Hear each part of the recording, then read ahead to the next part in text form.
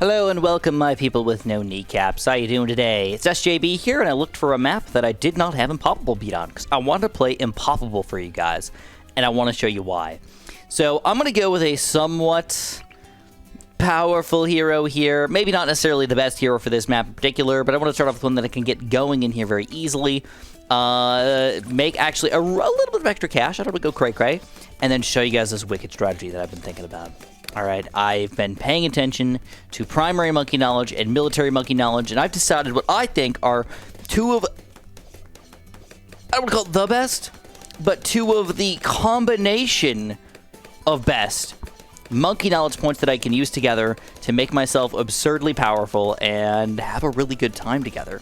So the problem here is that we're on Impoppable, which means we only have one life. If we make one mistake, we are dead. So we're going to really have to pay attention here. We do have restarts available if we really need to, but I really hope I don't have to use any monkey money or anything like that, because I need monkey money. I'm kind of poor right now, guys, so yeah, I'm sorry. If you guys want to be really nice to me, though, for me being so poor and everything, you guys can press that like button. That's going to make me feel rich on the inside. It doesn't make me any richer. It'll make me feel like I'm rich. All right, guys, I've got a couple tears rolled down my face right now, which is kind of sad. Anyways, we got to farm just a little bit. We don't want to go crazy here.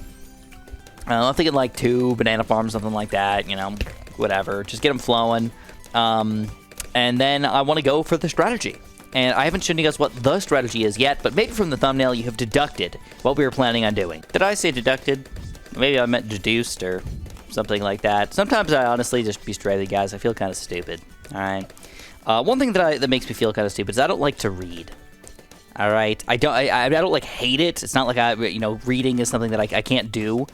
But I generally find it not as fun as other people. Some people really like reading books, just sitting down for an hour or two and just reading some frickin' books.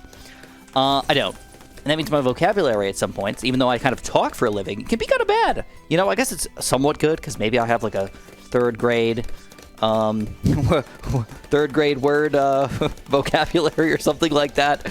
But, so everybody can understand me, even if you don't speak English or something like, oh crap, lead balloons! Red hot rings, we're good.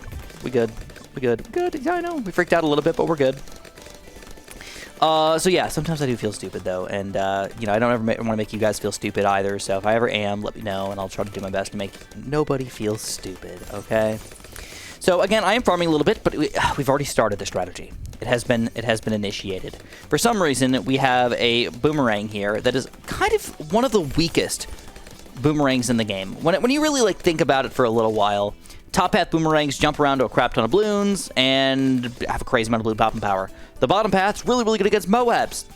The middle path's kind of like, well, he does a little bit of everything, I guess. Pops mobs a little bit. Pops balloons a little bit. I guess he's alright. You know, like, yeah, okay. So, why did we get him, though? Well, it's all coming back to us now, because we were just talking about monkey knowledge. Some of the best monkey knowledge that I've used has been based on boomerangs. And specifically, boomerangs using the turbocharge ability. Because the turbocharge ability gives you camera detection and crazy amounts of balloon popping power. So now I have the ability to pop crazy amounts of balloons. And or if I say, oh crap, guess what guys? There's a frickin' big chunk of cam balloons that Soda can't take down. Well, maybe we should turbocharge them and take them all down. That is a reasonable thing to assume or do. Ooh, oh, fancy that, man. That was pretty cool. But of course, relying on abilities, especially early on in the game here, can be a little bit risky. So we're going to need to make sure we have a little bit more popping power in here. So we're going to go for another Bionic Boomerang with Glaives this time. And we're going to go for another Bionic Boomerang with Glaives. And you're going to start to see why this is all going to unfold in the most perfect way possible. We're basically going to take a piece of paper, crumple it up, and then when we try to unfold it and unwrinkle it, it's going to turn into one of those origami swans. All right, on accident. It's going to be that beautiful. Okay, that frickin' beautiful. Origami swan, this mob right on up. Guess what, origami swan? You did! No. Oh, you live. So, yeah, no. The origami swan lives because the balloons die. That's the way we're going to flow this up. We have to be a little bit careful here for round 42 because I don't really have cam detection. So even though we use this guy a little bit for some cam detection, I don't think it's going to last forever. And I think we're better off just going for the village. So we're going to get the village up in here. We're going to go for that cam detection. and just have it for the rest of the game. It's a safer, easier way to play. Don't have to play it risky all the time, guys. Even though sometimes we play it risky, not all the time. So we are playing in a poppable, which means we do want to make some extra cash in here. So I'm going to go for at least 2 marketplaces. And I think that's, like I said, where I'm going to chill for a little while. Until we get to around probably 63 or so. Maybe I'll start farming a little bit after that, because 63 to 80 don't really get that difficult. You know, at least as far as having to spend some money in this general vicinity here. So now that we have this guy going, though, it's time. We've got 3 boomerangs here. Let's go for a bigger radius. Let's go for our jungle drums. Let's go for our primary training. And now every single boomerang that we put inside of this little crater right here is going to be extra super powerful. Now you notice that we're already pretty much owning a very difficult map. This is, I believe, either an advanced map or an expert map. Without that much effort. And we have that emergency turbocharge available. But we don't want to have just 1 emergency turbocharge. We want to have 2. Let's say 2 Moabs come out. 3 Moabs come out. We want to have more than just a little bit of extra popping power. We want to have a big chunk of popping power. Don't forget that we have the ability to exit out and come back without anything bad happening. So if we do end up having a Moab sneak through or something, just reset, rethink what we want to do, and hopefully take them down. But I think it's time we're going to go for a 3rd one. I think that if we have 3 turbocharge abilities available to us, we can basically keep a turbocharge activated almost all the time. I believe they're 45 seconds if I remember correctly, but they might be 50 seconds. In that case, if they last for 15 seconds, don't forget Monkey Knowledge makes it last for 15 seconds instead of 10. That means we can have a non-stop activated turbocharge ability if we desire. It's very difficult to time here, but because you can't see like the cooldown thing. But if we look at it here, let's see, we'll wait till it's about 1/3 of the way through, till it wears off here. See, it's still not worn off. There we go. We active next one. Wait for this guy to kind of wear off, and or if you like look at him, you can see when it wears off when the green thing stops happening, and then we go for the next one. And then if you keep that going, realistically, you can just keep pressing 2 for the rest of the game, and you should have a non-stop turbocharge ability always going off at the same time. And this is with just 3 turbocharge abilities. Non-stop turbocharging is kind of insane if you ask me. But we could probably make it even further if we want to do something crazy with a submarine or with a primary expertise, which also lowers down your ability cooldowns.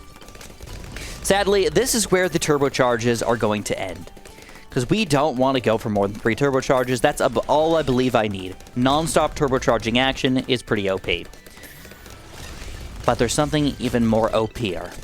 The OPness of what we are about to show you is going to be so huge, you won't even know what slapped your face. Let me tell you guys, it's going to be big. It's going to be so big. Just want to mention really quick that it's been going pretty much perfect this entire time. Always having a turbocharge. I have not had to mess with it at all. I've just been pressing 2 really quickly the entire game, and things are smooth. But I have to stop that for a quick second, because I got to start building a couple other things. We're going to be building a Dartling gun here. We're going to be building a Dartling gun here. For the time being, we're going to be building a Dartling gun here and a Dartling gun here, just for now. And what I want to do is I want to get some of these guys up to a Hydra Rocket Pods. All right, Hydra Rocket Pods. Why? Because round 63 sucks my balls, and even with the turbocharge activated, it might not be quite powerful enough to take those guys down. In addition, don't forget there are some lead balloons kind of randomly scattered through all this crap here, and the red hot rings might not be enough to hit every single lead balloon in existence. But don't forget we also have Sawed available to us with multiple abilities that I have not used at all this game, because the turbocharge has been so absurdly good. Yeah. So anyways, this is what we got going on. For 63, I'm going to aim them, but for future rounds, I will not be aiming them. I will be setting them in a lock-in-place position and just letting them use some ridiculous abilities. It's going to be kind of weird. It's going to be kind of weird to see. You're going to say, why? This doesn't make much sense, Chris. This is kind of goofy. You know, I really want to speed it up, but I just feel like I could easily screw up and have ceramic sneak through, so I'm going to not speed it up. Anyway, 63 does get owned pretty hard here. Still going with those turbocharges non-stop. And I'm going to get a few more Hydra Rocket Pods before I make my next big play. The next big boy play here. Don't forget, 1 turbocharge seems to be enough to take down Moabs. Even in fairly large quantities. Even reinforced Moabs. Not that big of a deal here, guys. Not that big of a deal. Almost surprisingly. So don't forget that farming, honestly, would not be a bad idea right now. If you really want to farm, go ahead. I've got a decent amount of farmage going for me, and I feel like I'm comfortable with that. So what I decided to do was I decided to go for my 4 Hydra Rocket Pods here. I'm going to go for the powerful darts on all of them. I believe that that is the correct way to play this. I don't mind the top path, but I think powerful darts are just overall better. It's going to go through more balloons, and that's what I want. Even more Moab class balloons, because we do have to play to round 100 here, not just round 80 or 60 or whatever. So, that being said, what are we going to do next? Well, we still don't have the money necessary yet, but soon. It's all going to come together. We're going to be going for the Gorgon Storm, Rocket Storm ridiculousness here. So now, if we ever have Poop Hit the Fan, we've got Rocket Storms available to us at the very least. I've also aimed them in a very specific manner. I've got these two guys kind of aiming towards the front up here. This guy can still hit kind of randomly in the middle here as well. This guy can shoot kind of straight down this line and then sort of hit down over here. I did position these in somewhat particular spots on purpose because I want the Gorgon Storm or Rocket Storm to be able to hit a lot of balloons all at once. And this guy, even though it might seem a little bit weak, will be very good at just kind of shooting in this general direction here. This guy will actually be not perfectly positioned as a Rocket Storm, but great as a Hydra Rocket Pods, because he's basically never going to miss here, and just popping balloons all the frickin' time. So if I'm not mistaken, Rocket Storm does not actually increase any of your Rocket's abilities. It just gives you this Rocket Storm ability, and that's it. So, we've been relying... Oh, I didn't mean to do that. We've been relying on our turbocharges here to do almost all the pops. You notice this guy does... Ooh, why does he have such a little popping power? I don't know. I guess he's not necessarily mispositioned. He's just not as close to the balloons down here. And Sada's been popping most of the balloons over here. But it's interesting to note that my turbocharges have as many pops, if not more, than Sada. Fairly intriguing. And still doing a great job, even against BFBs and stuff. Even around 76, bro. No problem. And here it is, guys. We've got our... 4 Rocket Storms.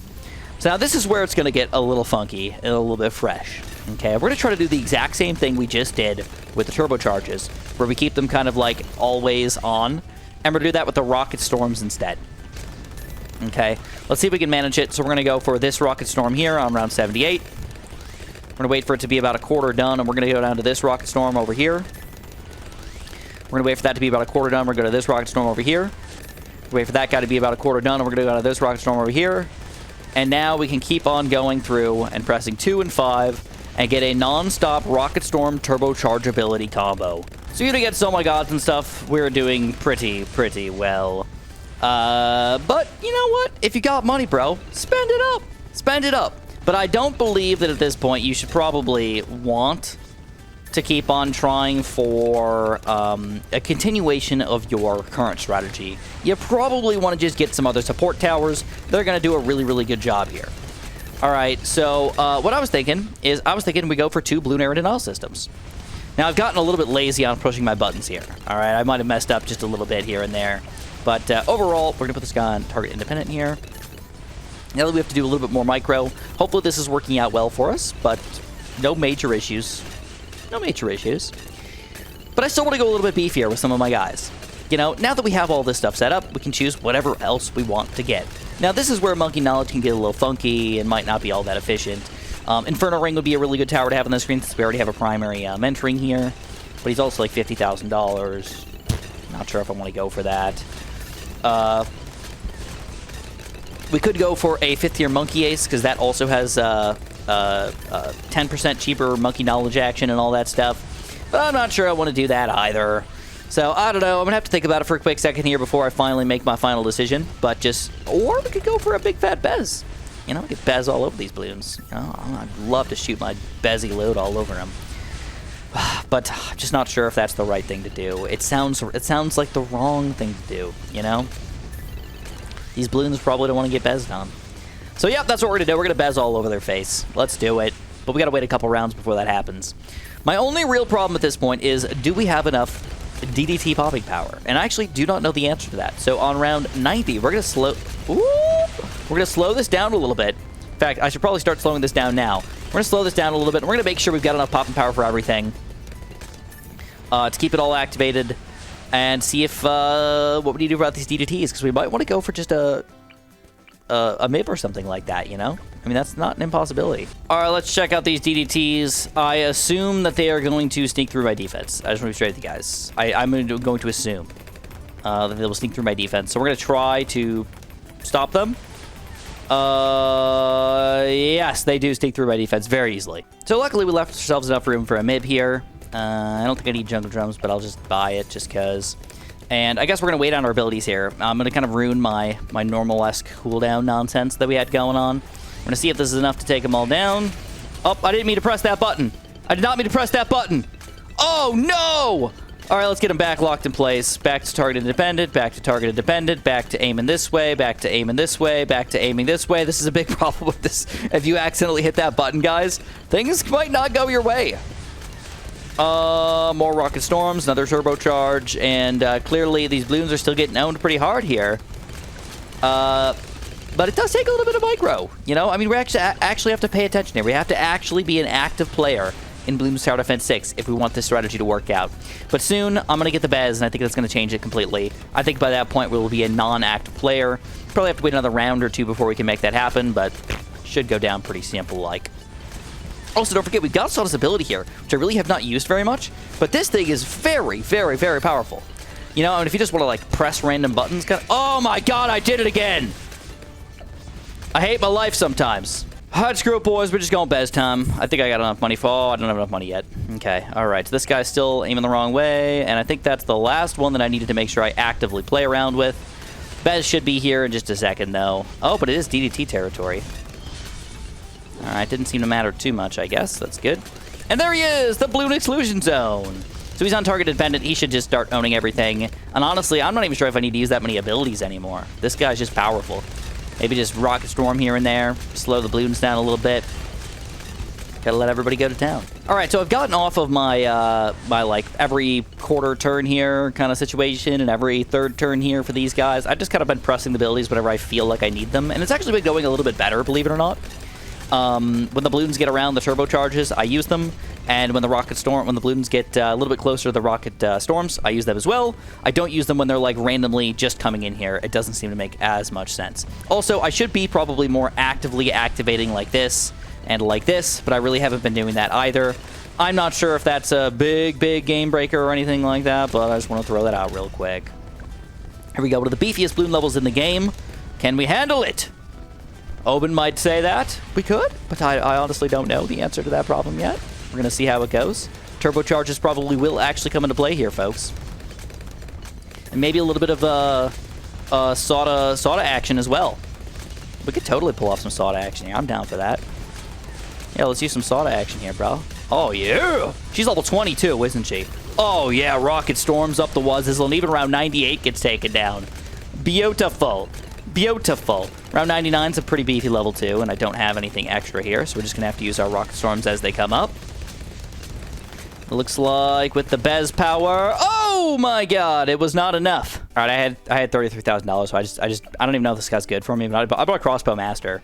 I used all my abilities on round 98 because I thought it was going to be a scarier round. And now this is where I'm at, folks. This is where I'm at. So Rocket Storm... See if this is a Crossbow Master is going to change the game in our favor, and it seems like it does, indeed. All we got to do is take down the bad, and we are all set to go, my friends. 3 turbocharges here. Finish him off. Oh, let's also get the button ready. Let's aim this crap. Jump on it, Sawda. Jump on it. And there we go, Rocket Storms. And we beat the Underground Railroad. All right. All right. Yeah. We get a Mortar Monkey. Okay, so I don't know how I feel about this strategy anymore now that I played with it. It was really fun. It was really interesting, but I don't really know if I want to call it OP or anything like that. The OPness of this strategy was a little bit smaller than I thought it would be. Let me just be honest with you guys. You know, it's like, drop them trap. Nonetheless, if you guys enjoyed this video, press the like button for me. Don't forget to subscribe, and of course, have a super duper delicious day.